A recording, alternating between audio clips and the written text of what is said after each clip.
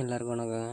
இந்த வீடியோவில் நம்ம எதை பற்றி பார்க்க போகிறோன்னா, நம்ம கிரீடில் பார் ரோலர் வந்து குறுக்க பைப்பு போட்டு அந்த அலாங்கி லூஸ் பண்ணுறப்போ பிடிக்கிறது கொஞ்சம் சிரமமாக இருக்கும். அது இல்லாமல் ரொம்ப டைட்டாக இருக்கும், பிடிக்க முடியாது. 2 பேர் சப்போர்ட் தேவை, கீழே பைப் போட்டு பிடிக்கணும். ஆள் இல்லை சமயத்தில் சப்போர்ட் இல்லை, பிடிக்க முடியல அப்படிங்கிறப்ப நம்மளோட கிராப்டிவேட்டரில் அது மாதிரி தூக்கிட்டு அந்த கேப்பில் அதில் லாக் பண்ணிவிட்டு கழட்டிங்கன்னா ஒரே ஆளால் கழட்ட முடியும். நம்ம சாதா அலங்கி போட்டு கழட்டுறப்போ இந்த அளவுக்கு நம்ம செய்ய முடியாது. லோடு கிடைக்கிறப்போ ஸ்லீப் ஆகிடும் அலங்கி.